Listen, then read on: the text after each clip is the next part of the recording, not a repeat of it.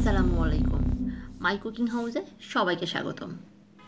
আজকে আমি আপনাদের সাথে এমন একটি দই রেসিপি শেয়ার করব যে রেসিপি ফলো করে ঘরেই খুব ভালো মানের দই তৈরি করে নিতে পারবেন।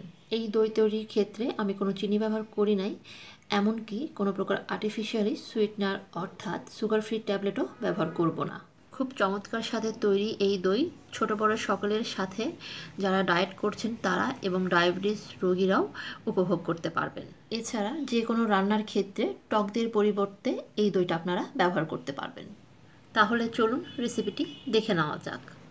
আজকের এই দই তৈরির জন্য এখানে আমি 1 লিটার দুধকে আগে থেকেই জাল করে ঘন করে নিয়েছি। আর 1 লিটার দুধ জাল করে ঘন করার পর এটির পরিমাণ কতটুকু হয়েছে তা আমি আপনাদেরকে মেজারমেন্ট কাপ দিয়ে দেখিয়ে দিচ্ছি।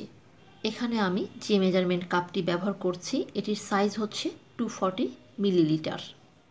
শুরুতেই বলছি ভিডিওটি শেষ পর্যন্ত দেখবেন, কেননা এই দই নিয়ে আমি আপনাদের সাথে বেশ কিছু কথা শেয়ার করব যা আপনাদের কাজে আসবে এবং ভালো লাগবে। 1 লিটার দুধ সাধারণত এই কাপের 4 কাপ হয়, আর সেই দুধ জাল করে ঘন করার পর এখানে আমার হয়েছে 3 কাপ। দুধটা আমি যেহেতু জাল করে ঘন করে নিয়েছি আর দুধটা এখনও কিছুটা গরম অবস্থায় আছে, বলতে পারেন কুসুম গরম অবস্থায় আছে। আর এই কুসুম গরম দুধের মধ্যে দিয়ে দিচ্ছি 3 টেবিল চামচ full cream powder milk. Liquid দুধের সাথে এই গুঁড়ো দুধটা ভালো মতো মিলিয়ে নিতে হবে। এখানে ছোট্ট একটি টিপস হচ্ছে, দুধটা জাল করার সময় যখন হালকা পাতলা সর পড়বে আর সেই সর সহই কিন্তু দুধটা নিতে হবে, সর ছেঁকে ফেলে দেওয়ার কোনো দরকার নেই। দই বসানোর জন্য দুধটা আমার রেডি হয়ে গেছে। এবার দ্বিতীয় ধাপ। এর জন্য এখানে আমি আগে থেকেই বানিয়ে রাখা দইটা নিয়েছি। আমি যেহেতু দইটা আগে কেটে ব্যবহার করেছি এর জন্য দই থেকে কিছুটা পানি বেরিয়ে আসছে। তো এর জন্য এই দইটা আমি আর আলাদা করে পানি ছাঁকতে যাচ্ছি না, সরাসরি এভাবে পানির মধ্যে থেকে আলতোভাবে তুলে দইটা ব্যবহার করব, যাতে করে অতিরিক্ত পানি আর না আসে। আর ছোট্ট একটি কথা হচ্ছে, আজকে আমি যে রেসিপিটা আপনাদের সাথে শেয়ার করছি এই রেসিপি দিয়েই এই দইটা আমি আগে বানিয়েছিলাম, আর সেই দইটি আজকে আমি এই দই বানানোর ক্ষেত্রে ব্যবহার করছি। তবে আপনারা কেউ চাইলে আড়ঙের টক দই ব্যবহার করেও এই দইটি বানিয়ে নিতে পারবেন, সেক্ষেত্রেও রেজাল্ট খুব ভালো আসে। আর আড়ঙের টক দই ব্যবহার করলে একটি সুতি পাতলা কাপড়ের সাহায্যে অথবা স্টেনারের সাহায্যে অবশ্যই কিছুটা পানি ঝরিয়ে নিতে হবে। আজকের এই দই তৈরির জন্য এখানে আমি যে পরিমাণে দুধ নিয়েছি এই পরিমাণে দুধের জন্য এখানে আমি হাফ কাপ দই নিয়েছি। এই দইটাকে খুব ভালো মতো ফেটিয়ে নিতে হবে যাতে করে কোনো দানা দানা না থাকে। এবার ফেটিয়ে নেওয়া এই দইয়ের মধ্যে দুধ মিশিয়ে নেওয়ার পালা। ফেটে নেওয়া দই মেশানোর আগে দুধের তাপমাত্রাটা ঠিক আছে কিনা তা অবশ্যই চেক করে দেখে নিতে হবে। দুধের মধ্যে একটি আঙ্গুল ডিপ করার পর যখন মনে হবে কুসুম গরম থেকেও হালকা গরম অবস্থায় আছে, ঠিক সে পর্যায়ে বুঝে নিতে হবে দুধের তাপমাত্রা সঠিক পর্যায়ে আছে। প্রথমে অল্প পরিমাণে দুধ দইয়ের মধ্যে দিয়ে আগে ভালো মতো মিশিয়ে নিতে হবে, এতে করে সমস্ত দই দুধের সাথে ভালো মতো মিলিয়ে যাবে। দইয়ের এই মিশ্রণ বাকি দুধের সাথে ভালো মতো মিশিয়ে নেব।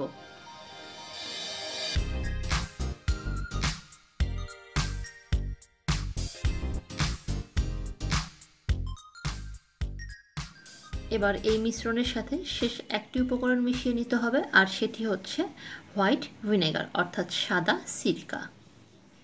আজকের 1 লিটার দুধের জন্য এখানে আমি 1 চা চামচ হোয়াইট ভিনেগার ব্যবহার করছি। আর এই দইয়ের ক্ষেত্রে অবশ্যই হোয়াইট ভিনেগারটা ব্যবহার করতে হবে, তা না হলে দইয়ের টেস্ট একদম ভালো আসবে না।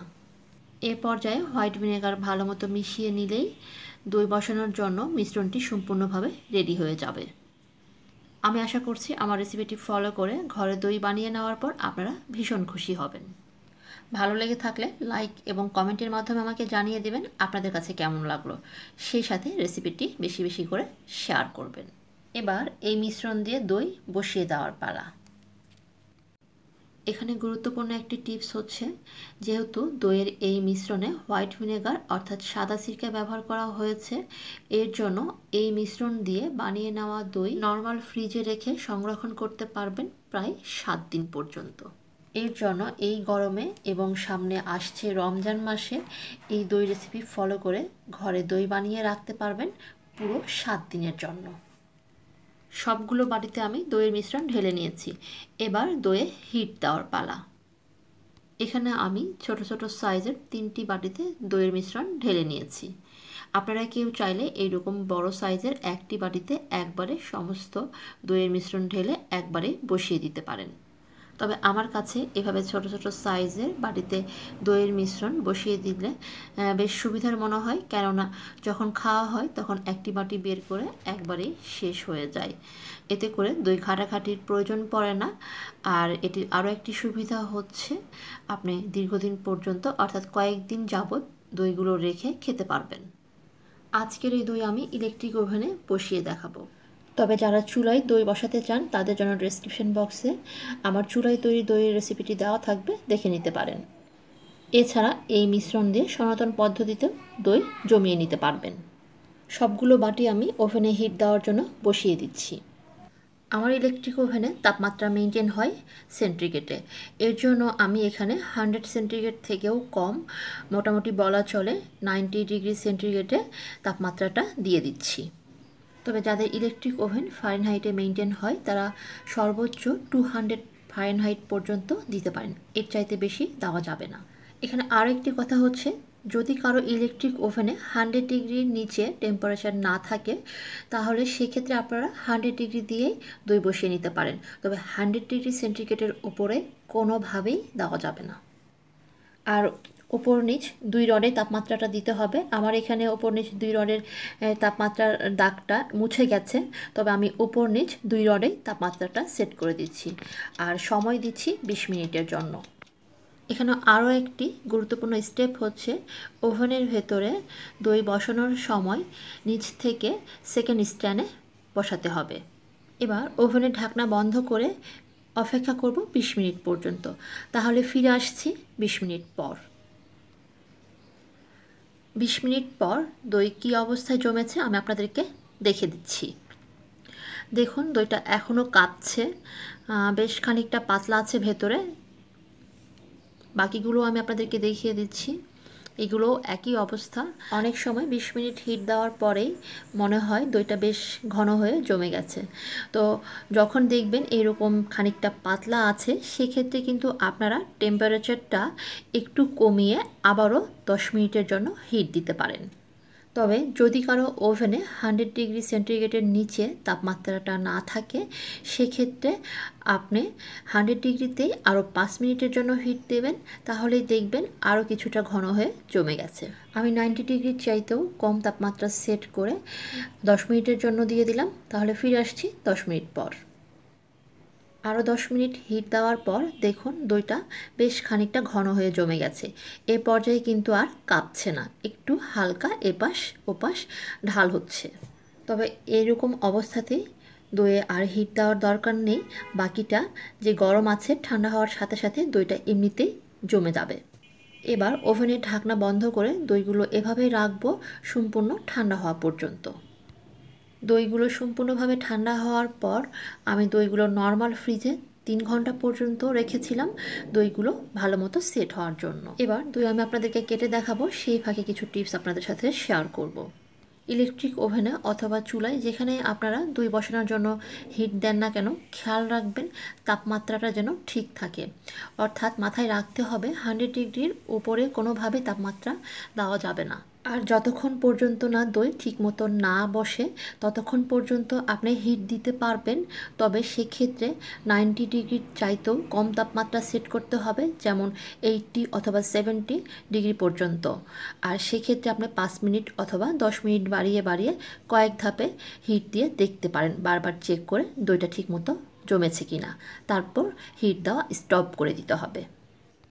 এই দই তৈরির জন্য দুধের যে মিশ্রণটা আমি তৈরি করেছি তাতে আমি কোনো চিনি ব্যবহার করি নাই। দুধটা আমি ঘন করে নিয়েছি, সেই সাথে ফুল ক্রিম পাউডার মিল্কটা ব্যবহার করেছি। আর এর জন্যই দুধটা এমনিতেই একটু মিষ্টি হয়ে যায়, আর আলাদা করে চিনি ব্যবহারের কোনো দরকার পড়ে না। আর এখানে আরও একটি গুরুত্বপূর্ণ টিপস হচ্ছে, এই দইয়ের ক্ষেত্রে ফুল ক্রিম লিকুইড দুধটা ব্যবহার করতে হবে। তবে যদি কেউ হাতের কাছে ফুল ক্রিম লিকুইড দুধটা না পেয়ে থাকেন সেক্ষেত্রে আড়ং, মিল্কভিটা এইসব প্যাকেটের দুধ দিয়েও দইটা তৈরি করতে পারবেন। আর আড়ং অথবা মিল্কভিটা এ ধরনের প্যাকেটের দুধ দিয়ে দই তৈরি করতে গেলে সেক্ষেত্রে আপনাকে ফুল ক্রিম, পাউডার মিল্ক অর্থাৎ গুঁড়ো দুধের পরিমাণটা আরও 2 টেবিল চামচ বাড়িয়ে দিতে হবে। আমি যেভাবে রেসিপিটি সাজিয়েছি ঠিক সেভাবে যদি আপনারা রেসিপিটি ফলো করেন ইনশাল্লাহ খুব ভালো একটা রেজাল্ট পাবেন। আরও একটি কথা, এই দুধের মিশ্রণের ক্ষেত্রে আমি কিন্তু হোয়াইট ভিনেগার ব্যবহার করেছি। আপনারা কেউ যদি হোয়াইট ভিনেগার স্কিপ করতে চান সেক্ষেত্রে কিন্তু দইয়ের যে একটা টেস্ট আছে, মিষ্টি বা টক সমন্বয়ে দই তৈরি হয়, সেই টেস্টটা কিন্তু আসবে না। চিনি ছাড়াই দুধের মিষ্টিতে তৈরি এই দইয়ের রেসিপি আমি আশা করছি আপনাদের কাছে ভালো লেগেছে। ভালো লেগে থাকলে অবশ্যই শেয়ার করবেন, সেই সাথে কমেন্ট সেকশনে আমাকে লিখে জানাবেন আপনাদের কাছে কেমন লেগেছে। আরও একটি কথা, এই দই বানানোর পর প্রথম 24 ঘন্টা পর্যন্ত দইয়ের ভেতরে টকের পরিমাণটা কম লাগে, তবে 24 ঘন্টা পর অর্থাৎ সেকেন্ড দিন থেকে দেখবেন টক মিষ্টির পরিমাণটা অ্যাডজাস্ট হয়ে গেছে, অর্থাৎ দ্বিতীয় দিন থেকে দইয়ের ভেতরে টকের পরিমাণটা বাড়তে থাকে। আর যেহেতু দ্বিতীয় দিন থেকে এই দইয়ে টকের পরিমাণটা কিছুটা বেড়ে যায়, আর যেহেতু কোনো চিনি ব্যবহার করা হয় নাই, তাই এই দই আপনারা অনায়াসে যে কোনো রান্নার ক্ষেত্রে ব্যবহার করতে পারবেন। সবাই অনেক ভালো থাকবেন এই গরমে, এবং আসছে সামনে রমজান মাসে এই দই রেসিপি ফলো করে দই তৈরি করতে ভুলবেন না। আবারও কথা হবে নতুন কোনো রেসিপিতে, সে পর্যন্ত আল্লাহ হাফেজ।